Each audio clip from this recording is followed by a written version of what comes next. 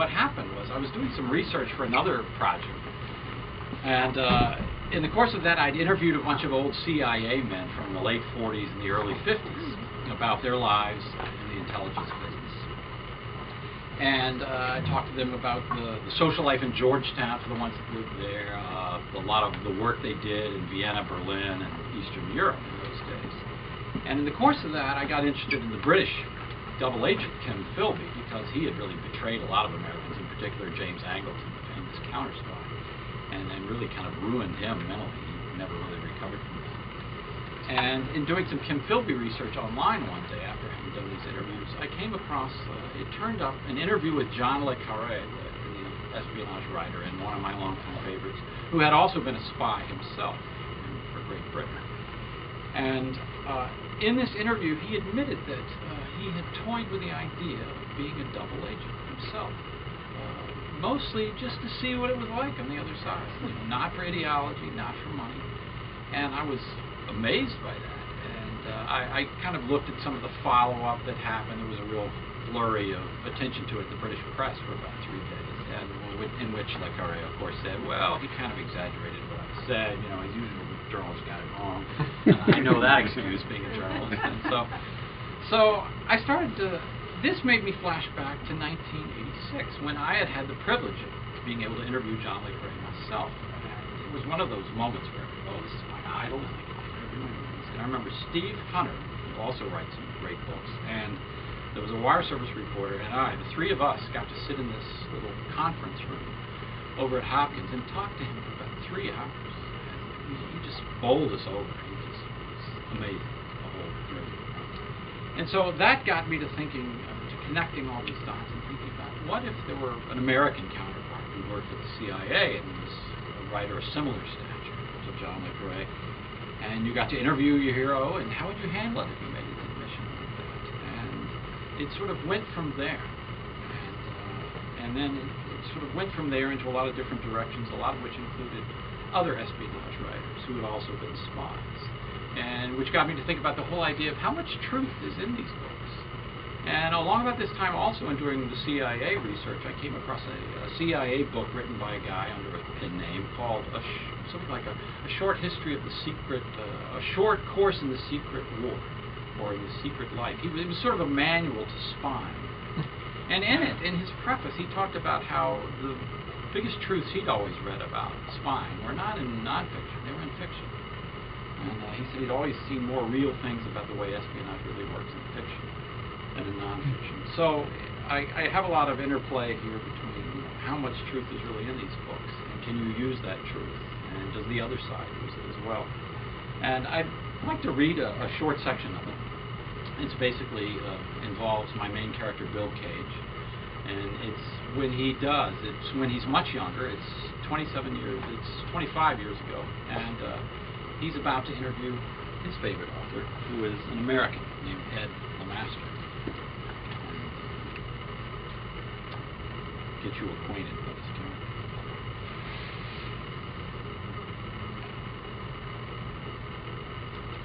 The great man himself was waiting for me on the phone. I say that without irony. In those days, Edwin Lemaster was my hero, accomplished and unblemished, the very sort of fellow I aspired to be but never became. Even my wife, April, sensed the call's solemn importance, although she'd never liked his books. Genre fiction, she always knew. Spies and secrets, lies and betrayal, blah, blah, blah. You mean like life? I'd counter, little knowing we were touching on the dynamics of our coming failure. Yet on that long-ago sunny morning, she smiled in excitement and stretched the phone cord to its limit, as if it were a lifeline that might pull me to safety. I grabbed it. It was June of 1984, Orwell's year of reckoning. The Cold War, after a brief thaw, had safely returned to sub-zero, and the Berlin Wall remained rock solid. I was 27, a Washington journalist on the make, poised at roughly the halfway point of my life up to now. Opening my mouth to speak, I felt like a flustered fan who had finally reached the head of the autograph line. Mr. Lemaster, this is Bill Cage. Bill, pleasure. And call me Ed. My assistant Lenore forwarded the request. As you know, I don't usually give interviews, but your letter was quite convincing. Of course it was. I'd spent hours on it, agonizing over every word. In my latter-day career as a PR flack, nothing I've written has ever matched its persuasive sincerity. And then again, I'm no longer paid to be sincere. I'll be coming down from Maine for the university lecture anyway, the master continued, so why don't we give it a try?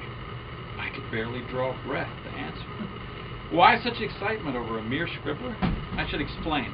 Not only was LeMaster the world's premier espionage novelist, but he'd also been a spy for 16 years at the height of the Cold War, back when spying was a glamorous profession. Our Le Carré, the American critics called him, although to my mind Le Carré was their LeMaster. But for me the appeal went further and was deeply personal. Having grown up as a Foreign Service brat, I had come of age in the very capitals where LeMaster set his plots, at the very moment in history when they were unfolding. In those days, to walk the night streets of Berlin, Prague, Vienna, Budapest was to imagine that mysterious and exciting events were occurring just around the corner, and sometimes they were.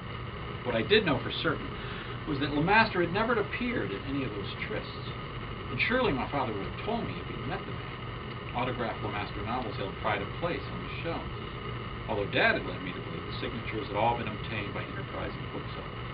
Yet here was the author saying they were pals. Obviously, I'd missed something. Well, LeMaster continued, I shouldn't be so surprised he never mentioned it. He was a good soldier that way, a real Joe, your dad, and you certainly couldn't say that about everyone on the diplomatic side. A lot of them acted like we were radioactive. Before I could respond, he raised the stakes further. He always spoke well of you, Bill. His son, the top student. His son, the track star, beating all those strapping Austrian boys round the oval. 4 minutes, 21 seconds. Wasn't that your mile time? And that flap you got in with that pretty gal of yours down in Vienna, Litzy something or other. That's why your letter was such a hit. Lenore usually tosses those things in the trash, but she made sure I saw yours right away. So even his assistant knew all these details? I was feeling hurtfully excluded, the foil of some long-running jest. You were right, Warfield, that lad of yours had no idea. My discomfort must have shown. LeMaster's expression softened, and then perhaps in atonement he offered a small intimacy just for me. Of course, in those days, even your father didn't know what I was really up to. No one did. I was keeping an eye out for the Don Tollisons of the world. Now that was interesting. Tollison was the traitorous creation at the heart of LeMaster's magnum opus, The Double Game, in which Folly unmasked his lifelong friend and colleague Don Tollison as a Soviet double agent. Was LeMaster admitting that he, too, had been a mole hunter? None of his press clippings had even hinted. Did you ever find one, I asked? Who was your Don Tollison? LeMaster frowned as if realizing he'd said too much. He swallowed more wine and launched into a paragraph on the nature of betrayal. This time the answer felt rehearsed, and it skirted my question. I tried again. What about you personally? You wrote The Double Game while you were still with the CIA. It must have been a guilty pleasure to contemplate betrayal to such depth. Do you ever play with the idea of crossing the line yourself? What, by defecting? Or just by turning, working for the other side, if only to find out what it was like? His eyes crinkled in amusement. At that moment, it was clear to me that LeMaster believed he was still talking solely to the son of his old friend, Warfield Cage, and not to an ambitious reporter for the Washington Post. He swirled the wine, and something about the way it eddied in the big glass reminded me of a crystal ball on the verge of revealing all. Maybe that was what stimulated my baser instincts as a news hound. Or perhaps I was still feeling stung by my dad's secrecy, or emboldened by drink. Whatever the case, as LeMaster glanced downward, momentarily lost in thought, I slipped a hand inside the lapel pocket where I had stowed the microwave. Then, like one of Folly's zealous young acolytes, I squeezed the red button to record, setting the tape in motion without the slightest click. I casually withdrew my hand just before he looked up, and upon seeing he hadn't noticed, I was giddy with a sense of accomplishment. For the only time that night, I was the smartest man in the room.